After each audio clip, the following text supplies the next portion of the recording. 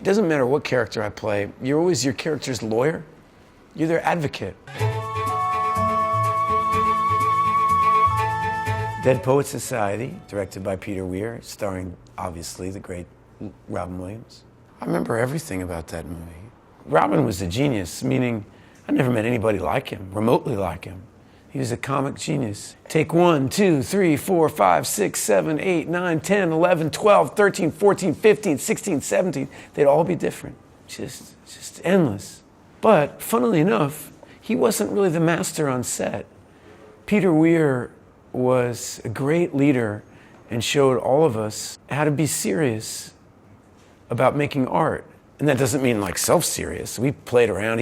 He had speakers installed in the classroom so he could just crank the music.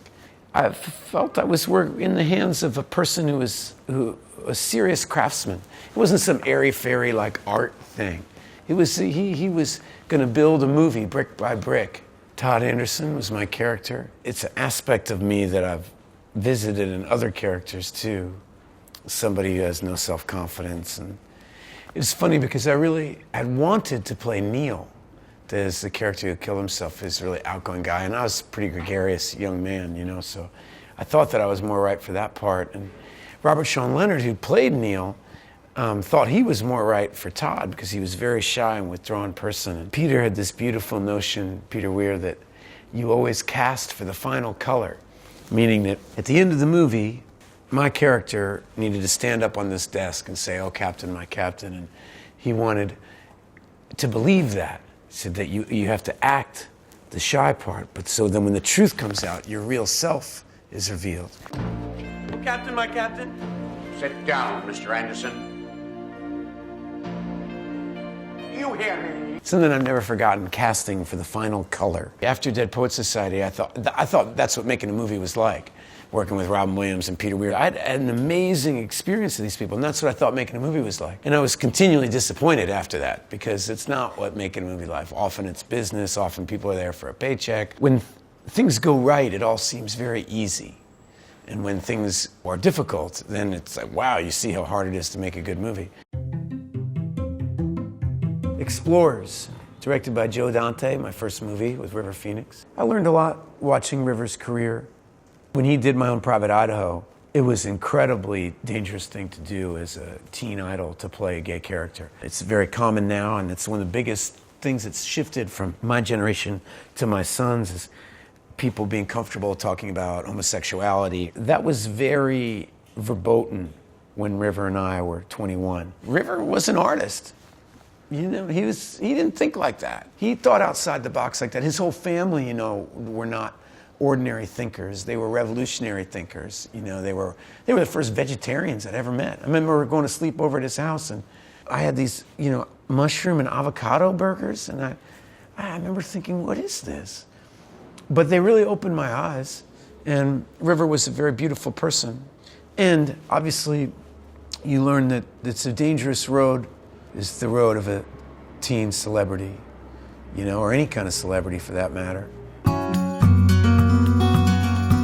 Reality Bites, starring Winona Ryder, directed by Ben Stiller. So it was Ben Stiller's first movie. He was this immensely talented young man. He was a comic, but to my mind, he struck me as a comic the way Buster Keaton is a comic or something. I mean, he's dark and serious and wild and mischievous and strange and talented. And of course, it was really Winona's movie. Winona made that happen. Winona was the biggest star in the world at that moment, and that whole movie is her passion project. And you know, that character was another aspect of me, you know? I mean, pretentious and self-serious and full of himself and wildly insecure. And I don't know, it was guys I knew, guys I wanted to be, guys I didn't like. If you really do it right, it doesn't matter who you're playing, you really get immersed in their point of view. I love Troy, you know? Hey, That's My Bike is still the best name for a band. The Before trilogy, Before Sunset, Before Sunrise, Before Midnight, directed by Richard Linklater. I met Richard Linklater before Dazed and Confused had come out, but I saw an early screening of it because I was running this theater company, and he came to see the play that night. He told me about Before Sunrise.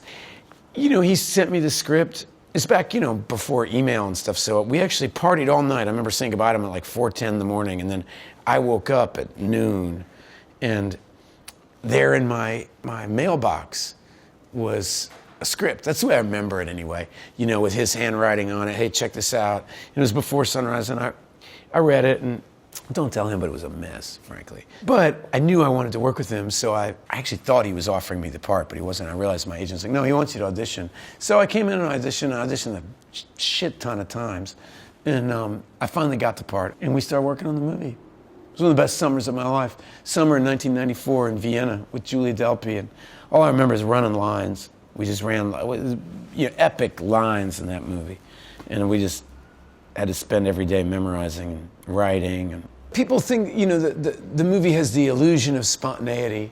It's meticulously rehearsed, because if you watch that movie, a lot of the movie plays out in single takes. So it's not a movie you can find in the editing room. You can't cut anything out. So Rick would have to rehearse with us over and over and over again. We rehearsed that movie for over a month before we shot it. And that's rare with movies. 9 years later, we did Before Sunset, and 9 years after that, we did Before Midnight. I didn't have an idea there'd be a trilogy until we finished the third. We spent months and months trying to come up with a title, Before Sunset. The first film had been called Before Sunrise, and everybody said, you're making a sequel, what's it going to be called? Before Sunset? And everybody'd laugh, because it just seemed so obvious, and we were like, no, it should be called this, or we'd come up with some pretentious title, or this pretentious title. And finally one day, we were like, maybe we should just call it Before Sunset. People who are fans of it sometimes ask me, will there be a fourth? And there's something that feels complete about it to me. The first one opens with a couple in their 40s fighting on a train, and the camera pulls back to reveal these young people. And then in the third movie, we are the couple fighting in our 40s. And there's something cyclical about that. To revisit those movies each decade of my life and getting it to be kind of this shadow self, an alternate universe where Jesse and Celine really exist, and Julie and Rick and I, we grew to love Jesse and Celine. Still do. Boyhood, Richard Linklater. I can't separate Boyhood from my relationship with Richard Linklater. He had this idea that how phony most movies about coming-of-age movies were, because they happen in one moment. Whereas literature, you can tell the whole story of somebody's childhood. It's much easier to cover time, but because actors age, you either have to hire different actors, which kind of breaks the spell, or you have to pretend like that a person's life was changed in one moment. As opposed to what Boyhood is about, is this accumulation of moments that come to feel like one thing, called your youth. It's the one time of our lives, in America anyway, we're all in the same grid, first grade through 12th grade. We all kind of know where, when you're in 8th grade, you know where you're going to be in 3 years. You're going to be in 11th grade. It's an interesting architecture for a movie. And I remember him kind of telling me the idea, he wanted me to do a portrait of fatherhood, and to really use myself and my experiences, and as a child of divorce, and I had a marriage that was breaking up, to write about that and help him ride shotgun with him when he did this huge adventure of trying to make a movie over 12 years. And it's the most incredible idea I'd ever heard. I remember as soon as he said it, I was like, oh, wow, man, let's do it. But of course, you're worried, who was ever going to give you money to make a movie that is going to they're not going to get return on for 13 years. And you can't even sign any contracts, because, it's not legal to sign a contract for more than 7 years. So the whole thing was a handshake deal. I didn't think that we would finish the movie for 5 or 6 years. I hoped we did, but it wasn't until we were 7 or 8 years into it, I was like, you know what, we're going to finish this thing. Gattaca, Andrew Nichols' first film. Yeah, I fell in love on that set, and Uma got pregnant and had Maya. That's a great time in my life. Maya looks exactly like the both of you. It's incredible. Well, people can say that, but all children look a lot like their parents. They act like because their parents are movie actors, she's somehow different than any other human being in the planet. Most people look a lot like their mom and dad. Gattaca's a meticulously designed film. The costumes are incredible, the art direction is incredible, and it's difficult to do a futuristic movie without a lot of money. We really had to design a world, and Andrew was brilliant. He got 50s cars and Frank Lloyd Wright buildings, and he just made this whole hodgepodge of design influences that was beautiful, and the writing, of course, was phenomenal. I've done two really good science fiction, Gattaca and Predestination. Predestination is a movie that many people haven't seen, but it's one I'm really proud of. The guys who made that movie, the Spirig brothers, are big Gattaca fans. And so I think that's why they wanted me to be in it, is Predestination owes, from a design point of view, it owes some ideas to Gattaca. Predestination, my second film with the Spirig brothers. My favorite Predestination story is that the other day I had a cop pull me over. And I was like, what is it? He goes, look, I'm sorry to pull you over, but I gotta know. Predestination. I watched it twice. What happened? and he's like, are they? And I was like, they are. And he's like, wow, thank you. I love that movie. I love science fiction. That's based on a Robert Heinlein short story. Sarah Snook gives one of my favorite performances I've ever been party to, you know. People don't really talk about acting.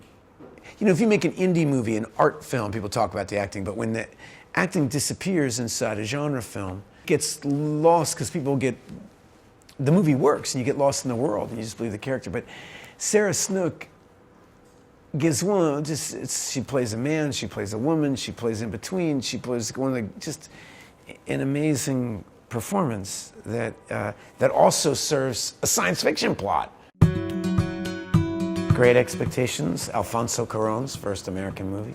He's going on to be one of the great directors of his generation, and I feel proud that I knew that the second I met him. We met at a diner in Chelsea. He wanted me to do Great Expectations. I had no desire to do that movie. You know, that whole novel is about class, and I really felt that if you're gonna make a movie about class in America, that Pip, my character, should be Latino or African American. He should be, you know, a person of color. But Alfonso completely disagreed, and he loved Before Sunrise, and he wanted me to play the part, and he was completely compelling.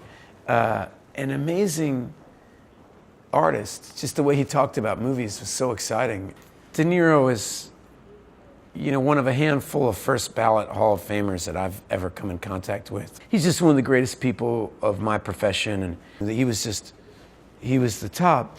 And then, in the last 20 years, he's gone on to be one of the greatest comics of his generation.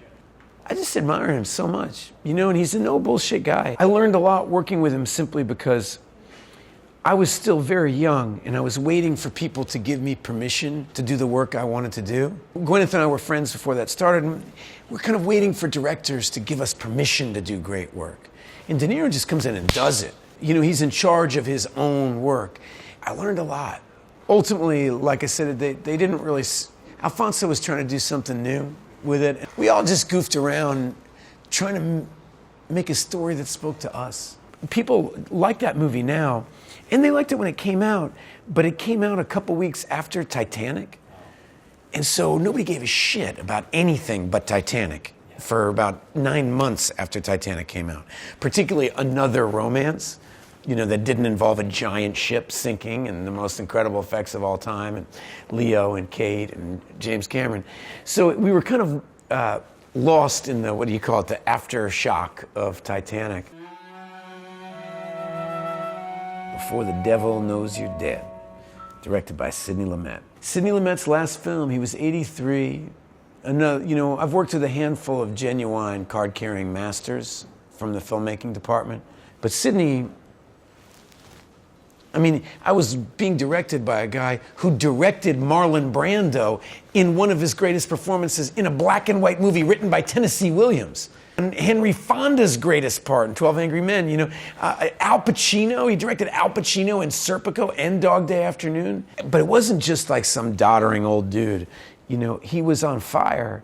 He was not going to let this opportunity go by. He grabbed it by the hair. If you see that movie, it's a young man's movie. I mean, it's angry and blistering and surprising and strange, and it's not the work of somebody phoning anything in. Was there any idea that it would be his last movie or anything like that? I remember sitting on an airplane with him. We were going to the Toronto Film Festival. And he said to me, he said, you know, if we told everybody I was dying, I'd win the Oscar for this picture. That's how dumb the Oscars are. He said, they just need a narrative, you know? And I remember thinking there, does he mean that he's sick? So you don't let yourself think those thoughts when you're sitting with him. I mean, you know, you just don't want to think about if it's his last film. It seems like bad luck or something like that. But it's not like it was a surprise that could have happened.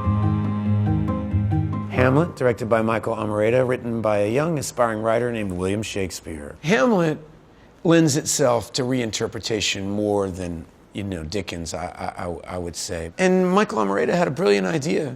This is something, I remember when he first talked to me about it, he's like, he had this vision of Hamlet walking through a video store and not being able to decide what movie to rent.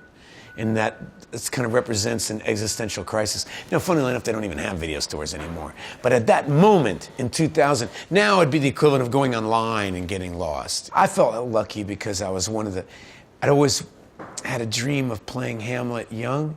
So often on stage you see older guys. You see guys my age play Hamlet, Really, he's still in school.